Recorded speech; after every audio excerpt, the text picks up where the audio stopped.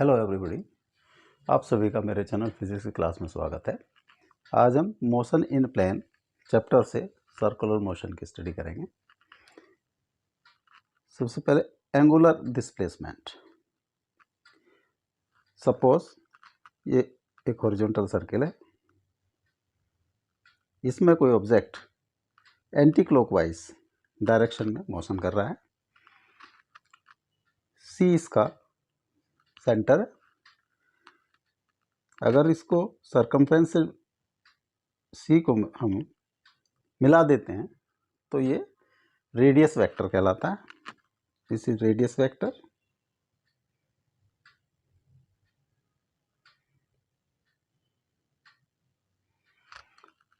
Suppose किसी particular time T पर t1 पर t is equal to t1 पर ऑब्जेक्ट ए पोजीशन पे है और t2 टाइम पर t is equal to t2 time पर ये बी पोजीशन पे है।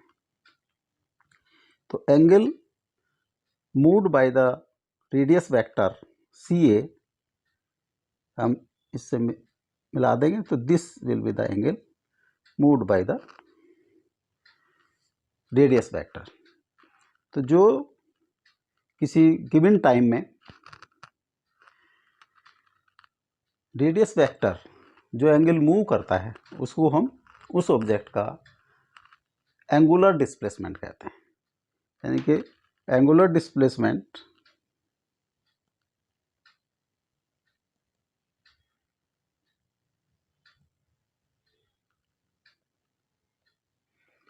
Equal to angle moved by the radius vector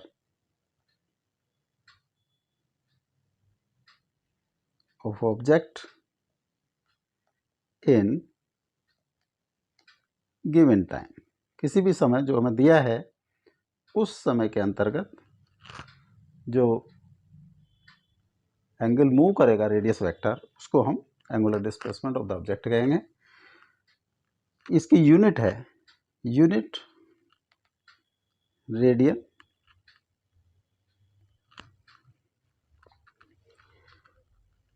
dimensional formula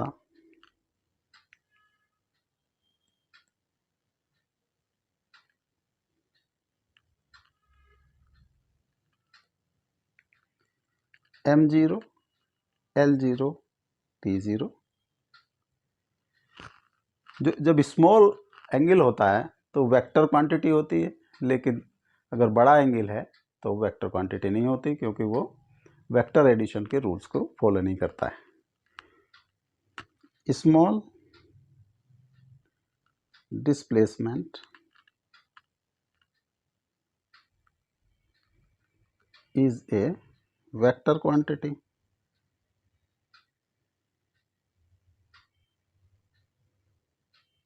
but जब लार्ज होता है लार्ज एंगुलर डिस्प्लेसमेंट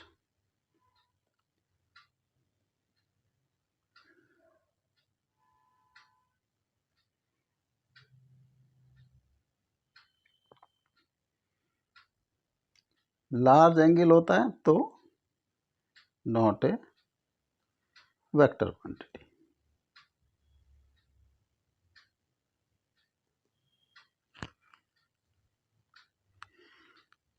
नेक्स्ट है angular velocity.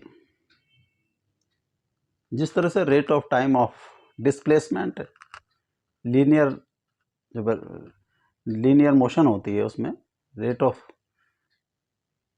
Change of displacement with respect to time या time rate of displacement is called velocity. यहाँ time displacement of angular velocity angular displacement is called angular velocity. Angular velocity को omega से अगर हम denote करें तो angular displacement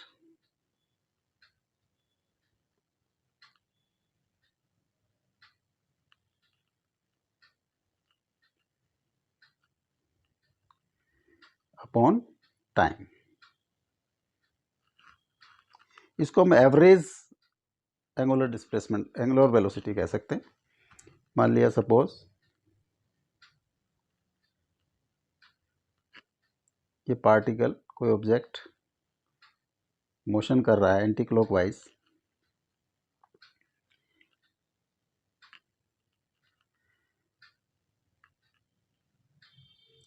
ये theta displacement है, यहाँ पे ओमेगा 2,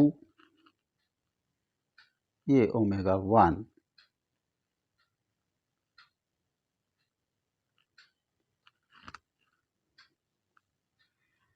वेलोसिटी है, एंगुलर वेलोसिटी। तो average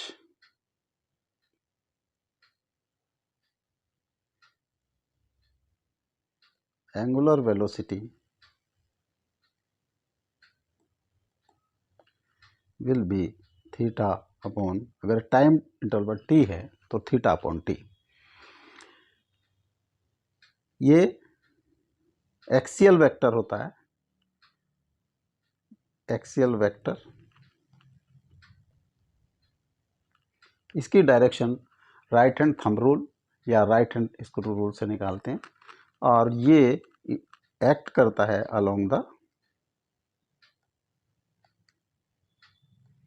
axis.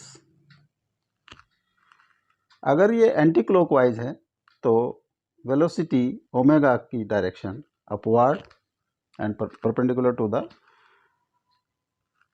Axis of rotation, और अगर ये मूव करता है क्लॉकवाइज डायरेक्शन में तो वेलोसिटी की डायरेक्शन, एंगुलर वेलोसिटी की डायरेक्शन डाउनवर्ड होगी, अगर इसकी मूवमेंट क्लॉकवाइज डायरेक्शन में। अब relation between linear velocity and angular velocity. अगर एक सर्कुलर मोशन, हॉरिजॉन्टल सर्कल है, यहाँ से A to B, this is theta. ये A टू B अगर L है और linear velocity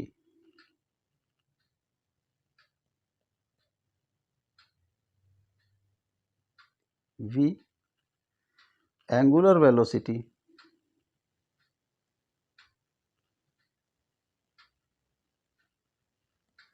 omega, radius of circle is equal to R। तो linear velocity V and time taken, time is equal to T। तो V will be length L by T, और अगर ये theta है तो R क्या होगा, L will be theta into R। हम ये इक्वेशन नंबर 1 है, इक्वेशन नंबर 2 है, तो L की वैल्यू 2 से 1 में रख दें। Put value of L from equation number 2 in 1, equation number 1। तो V is equal to theta R by T, या theta T into R, this is angular velocity. तो V is equal to omega R। This is the relation between linear velocity and angular velocity. Angular acceleration and relation between linear acceleration and angular acceleration. Angular acceleration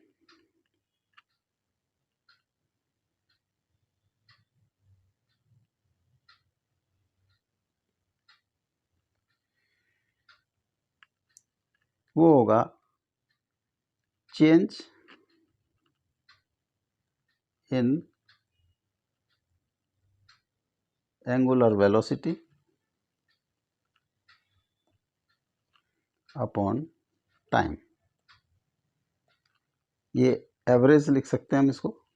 मान लिया एक particular time पे omega 2 minus omega 1 T time बाद, initial time पे T omega 1 है और last T time बाद जो है ओमेगा 2 वेलोसिटी हो जाती है, तो इसको हम एंगुलर वेलोसिटी, इसको अल्फा से डिनोट करते हैं।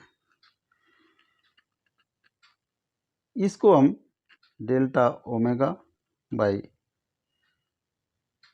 T.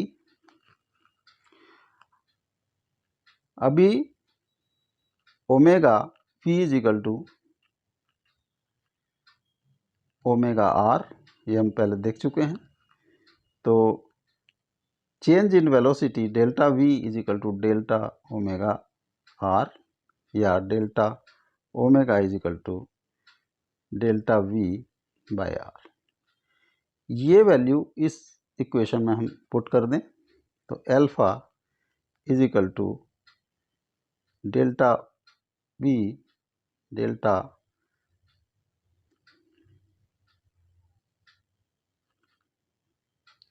Upon T into are.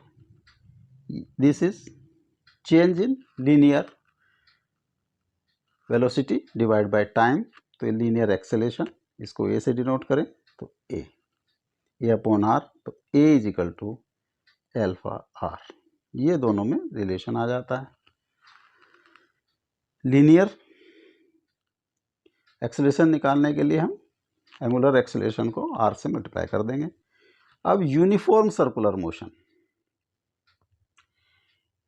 Uniform circular motion, अगर एक सर्कल है, हॉरिजॉन्टल सर्कल है, इसमें कोई ऑब्जेक्ट यूनिफॉर्म स्पीड से मोशन करता है तो यूनिफॉर्म सर्कुलर मोशन कहलाती है। क्योंकि वेलोसिटी यूनिफॉर्म नहीं हो सकती, क्योंकि इसका डायरेक्शन जो है लगातार चेंज हो रही है, तो वेलोसिटी वेक्टर जो वो नहीं हो सकता। तो यूनिफॉर्म जो है, यूनिफॉर्म स्पीड, अगर यूनिफॉर्म स्पीड है देन सर्कुलर मोशन विथ, इसको लिख सकते हैं सर्कुलर मोशन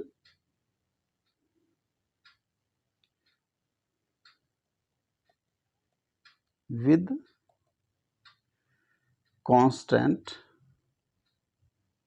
स्पीड, तो उसको हम कहेंगे यूनिफॉर्म सर्कुलर मोशन। अब यूनिफॉर्म टाइम पीरियड, एक सर्कल पूरा करने में, एक रिवॉल्यूशन कंप्लीट करने में जो समय लगता है उसको हम टाइम पीरियड कहते हैं। टाइम पीरियड को मान लेते कैपिटल टी से डिनोट करें, तो time period will be time taken to complete one revolution. ये इसकी स्पीड, अगर ये v स्पीड से मोशन कर रहा है तो पूरा टाइम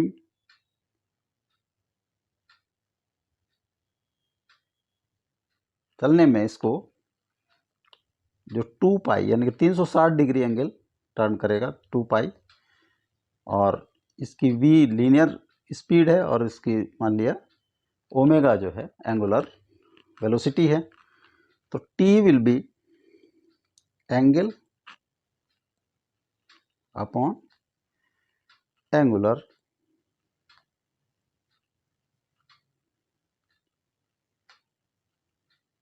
वेलोसिटी, या 2 पाई बाई ओमेगा सेकेंड। ये हमारा t की वैल्यू आ जाती है। अब फ्रीक्वेंसी,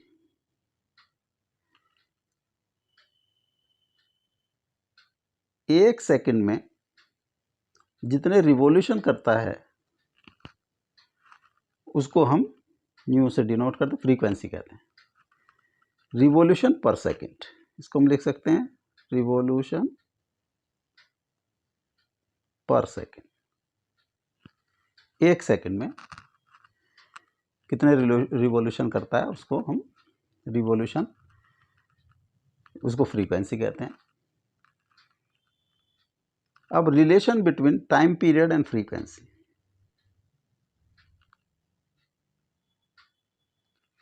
टाइम पीरियड और फ्रीक्वेंसी में क्या अंतर है?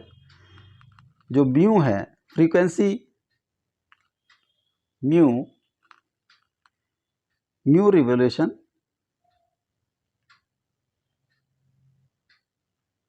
इन टाइम 1 सेकेंड, ये डेफिनेशन है बाय डेफिनेशन ऑफ फ्रीक्वेंसी। तो वन रिवोल्यूशन का टाइम होगा 1/न्यू सेकेंड्स। 1 रिवोल्यूशन इन टाइम,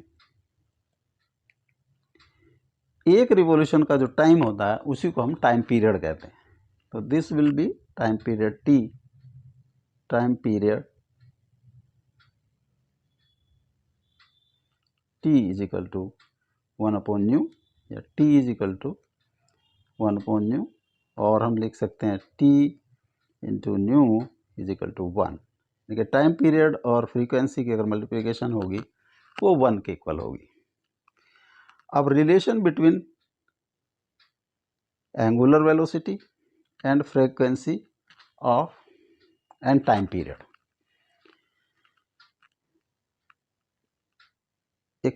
ये सर्कुलर मोशन है, इसका टाइम पीरियड t है, t इज टाइम पीरियड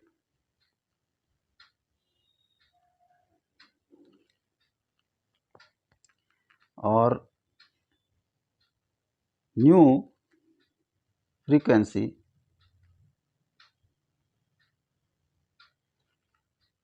मान लिया ओमेगा इसका एंगुलर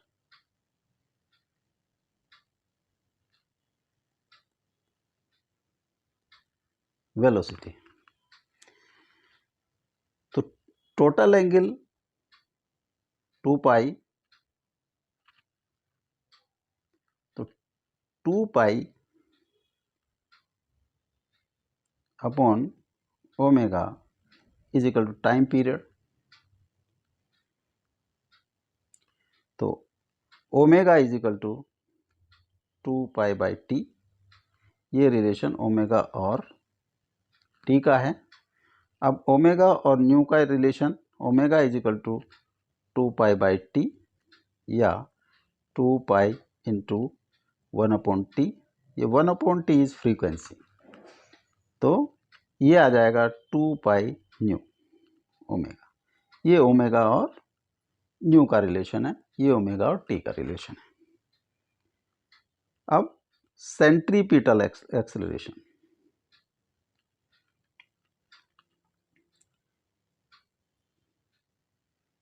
एक सर्कुलर मोशन है,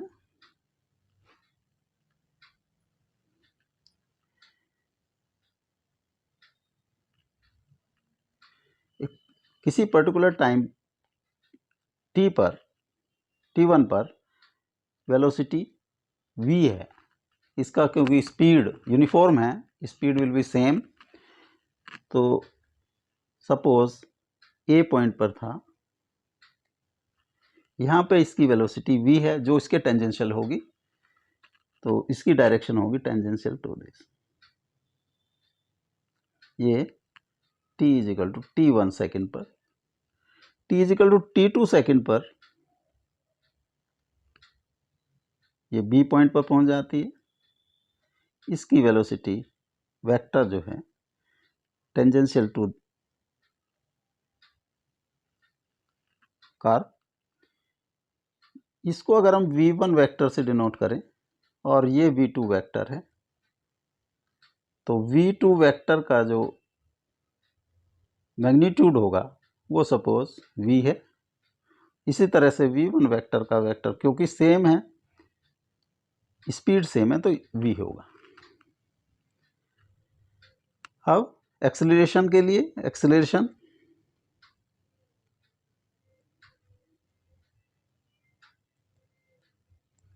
will be v2 minus v1 vector upon t2 minus t1। इसको delta V vector upon time delta T, ये एक्सेलरेशन टेंजेंशियल एक्सेलरेशन होगा। ये जो एक्सेलरेशन होगा इसमें सेंट्रीपिटल टाइप का। अब देखेंगे सेंट्रीपिटल टुवार्ड्स सेंटर होगा या कहाँ होगा। इनको हमने दोनों लाइनों को एक्सटेंड कर लिया, इसको भी हमने बैक साइड में एक्सटेंड कर लिया।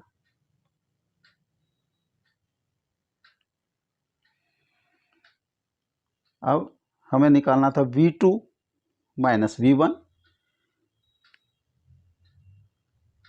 तो V2 हमने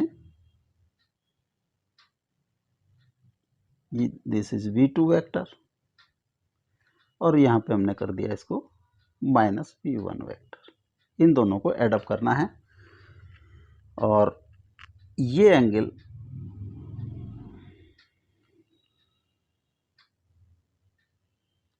मान लिया दिस एंगल इज थीटा, ये ओ सेंटर है।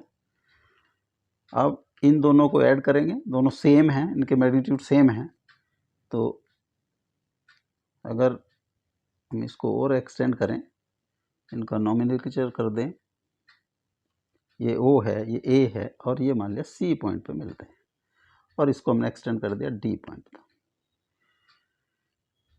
This angle will be 90 degree और this will be 90 degree.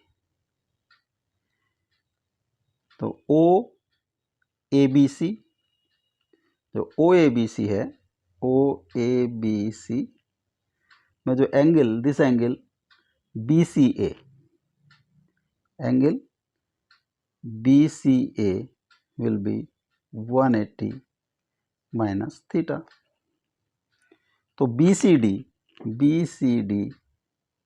Angle BCD will be 180 minus theta is equal to theta. ये एंगल थीटा डिग्री होगा।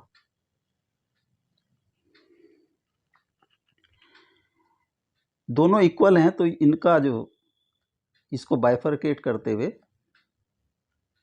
इसका बाइफरकेशन करेगा इस एंगल का, और ये अल्टीमेटली इस पॉइंट पे आके सेंटर पे आके मिलेंगे, यानी कि this angle will be alpha and this is also will be alpha, और अल्फा की value will be 90 minus theta by 2। इस तरह से इनका रिजल्टेंट यानी कि delta we will be in the direction of this, direction of CO।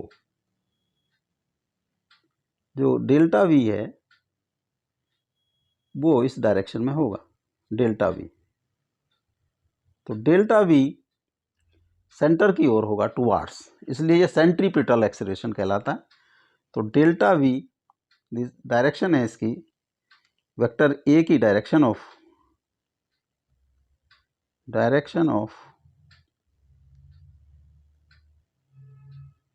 Vector A is toward centre.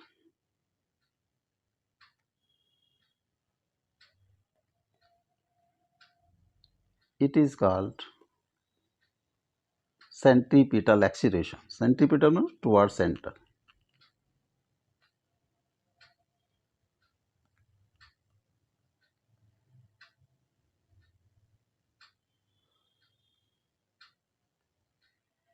तो इसको इसलिए सेंट्रीपिटल एक्सेलरेशन कहते हैं। अब एक्सप्रेशन फॉर सेंट्रीपिटल एक्सेलरेशन, इसका एक्सप्रेशन कैलकुलेट करते हैं। मान लिया उसी तरह का ये मोशन कर रहा है ऑब्जेक्ट, ये इनिशियली टाइम t पर A पॉइंट पर है, t is equal to T1, उसके बाद ये B पॉइंट पर चला जाता है, B, यहाँ पे इसकी वेलोसिटी वेक्टर V1 जिसका magnitude is equal to V, यहाँ पे इसकी velocity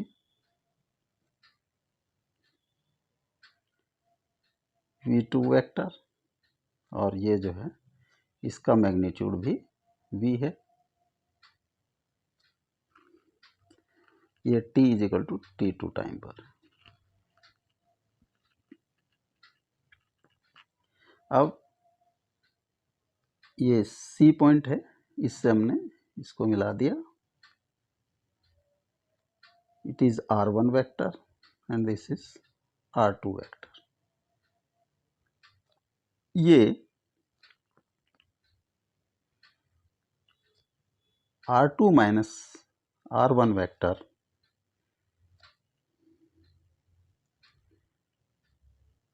R2 vector minus R1 vector is equal to delta R vector, या R2 vector is equal to delta R vector plus R1 vector. तो ये delta R है, delta R का magnitude suppose delta R। अब V2 minus V1 हम V2 vector draw करेंगे, V1 vector draw करेंगे और V1 के एस से V2 का एस मिला देंगे।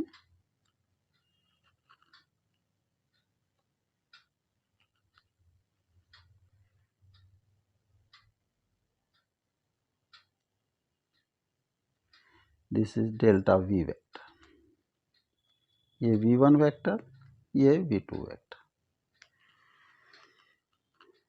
अब इसका अगर हम नाम दें, ये E F G, this angle will be theta if this is theta.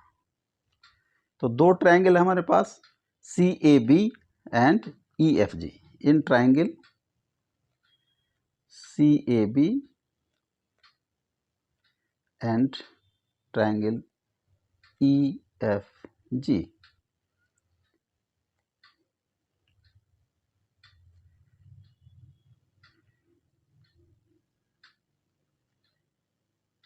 दो साइड इक्वल, मतलब ये जो है दो साइड इक्वल हैं।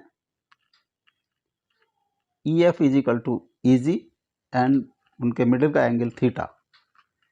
इसी तरह से R1 is equal to R2 and middle का एंगल थीटा। तो ये एक सिमिलर ट्रायंगल है, similar triangle.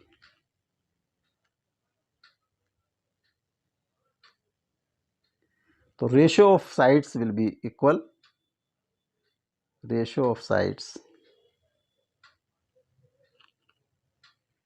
Is equal,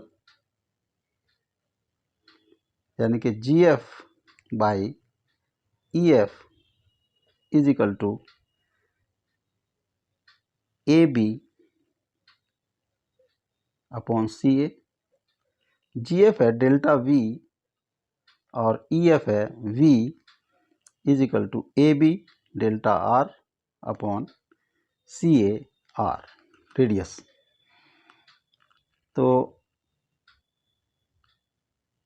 delta V is equal to V by R delta R। Both side हमने इस इक्वेशन को बोथ साइड डेल्टा T से divide कर दिए, इसको हम ऊपर ले जाते हैं। Delta V is equal to V upon R into delta R divide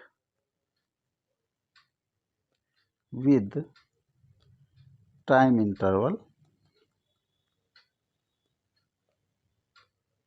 delta t। तो delta V by delta T will be equal to V upon R delta R upon delta T। This is linear acceleration, A is equal to V upon R and this is V into V square upon R।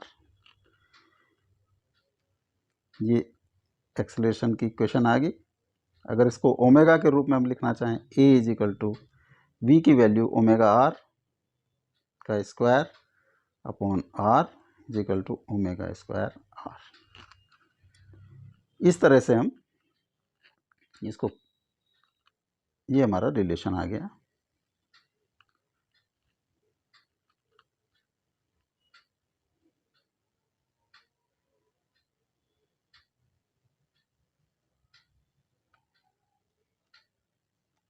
ये दो relation linear acceleration, ये जो centripetal action के acceleration के हमारे आ गए, towards centre होगा और इसकी वैल्यू ओमेगा स्क्वायर आर या वी स्क्वायर अपॉन आर होगी। नेक्स्ट है tangential acceleration and centripetal acceleration.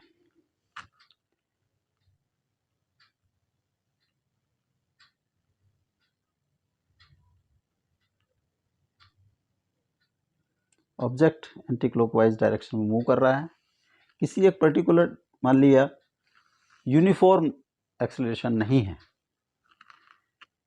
Uniform speed नहीं है, यूनिफॉर्म मोशन नहीं है, तो speed will be change time to time. यहाँ पे मान लिया किसी पर्टिकुलर टाइम पे v वेलोसिटी v है, वेलोसिटी v का मैग्नीट्यूड v है, और एक्सेलरेशन एक्सेलरेट कर रहा है, एक्सेलरेशन मान लिया a टेंजेंशियल है। यहाँ पर एक सेंट्रीपिटल एक्सेलरेशन वर्क करेगा टुवर्ड सेंटर, वो सब AC की वैल्यू होती है v स्क्वायर अपॉन, अगर इसकी रेडियस r है, और AT की वैल्यू होती है dv/dt। टाइम के अनुसार जो उसका चेंज इन वेलोसिटी है वो dy/dt। तो रिजल्टेंट एक्सेलरेशन, इन दोनों का रिजल्टेंट एक्सेलरेशन जो होगा ये टेंजेंशियल और AC सेंट्रीपिटल का कॉम्बिनेशन होगा। यहाँ पे हम इसका रिजल्टेंट निकाल लेते हैं। ये जो है हमारा रिजल्टेंट वेक्टर होगा, इसको अगर A वेक्टर से डिनोट करें तो vector A will be AT vector plus AC vector. Centripetal और टेंजेंशियल एक्सेलरेशन का सम जो है, वेक्टर सम, वो AT प्लस AC, और इसका मैग्नीट्यूड होगा, क्योंकि दोनों 90 डिग्री पे एक्ट करेंगे, AT square plus AC square under root. ये वेक्टर इसका रिजल्टेंट होगा। ये एक्सेलरेटेड पोजीशन में था, अगर ये रिटार्डेड पोजीशन में हो तो एक्सेलरेशन हम नेगेटिव साइड में एज्यूम करते हैं। मान लिया ये एंटी क्लॉकवाइज में जा रहा है और इसका रिटार्डेशन है, तो रिटार्डेशन हम नेगेटिव ऑफ डायरेक्शन कर देते हैं, तो ये AT हो जाएगा। ये सेंट्रीपिटल होगा टुवर्ड दिस AC, और इनका रिजल्टेंट हम कैलकुलेट करेंगे, तो this will be the resultant acceleration, वही A वेक्टर उसी तरह से हम कैलकुलेट करेंगे, AT vector plus AC vector.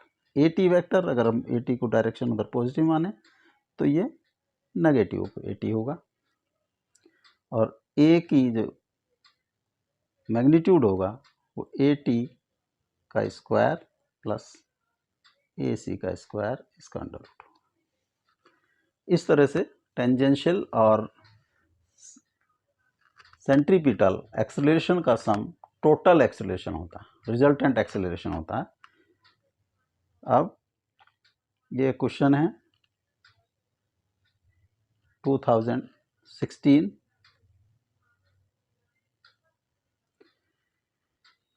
in the given figure A is 15 meter per second square, represents the total acceleration of the particle moving in clockwise direction in a circle of radius 2.5 meter at a given instant।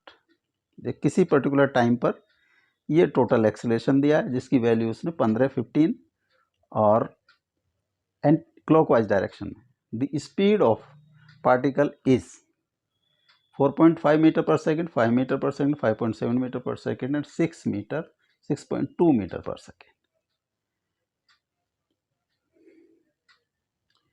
ये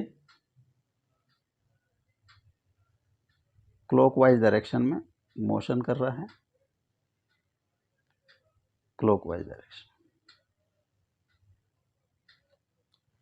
इसमें एक centripetal acceleration होगा AC और एक tangential acceleration होगा AT।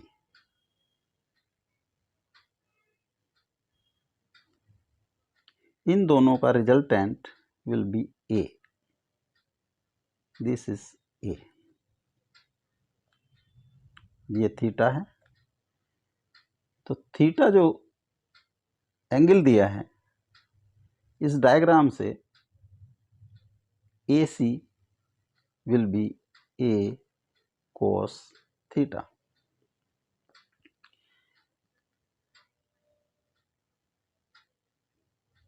ये 30 degree, theta is 30 degree, AC will B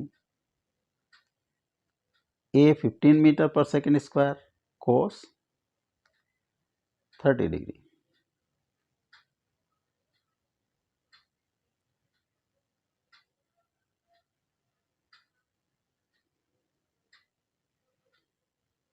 AC is equal to 15, 30 degree होता है √3/2।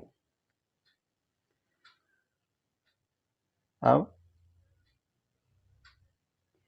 AC की वैल्यू जो AC होता है वो होता है v² पर्टिकुलर टाइम पे upon r।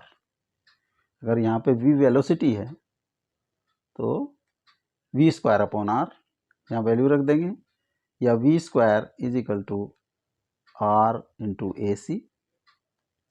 r is equal to 2.5 और AC 15 √3/2। इसको हमें कैलकुलेट करना है, तो 15 से मल्टीप्लाई करें 37.5 और √3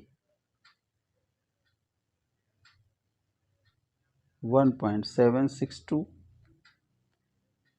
इंटू 1.762/2, 37.5 इंटू 0.8 to 1,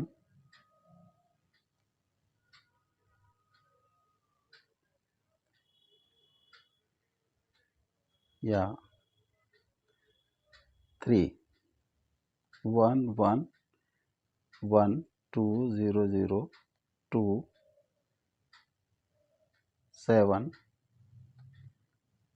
9 1 8 1 1 0 0 34 और 3, ये 3 है।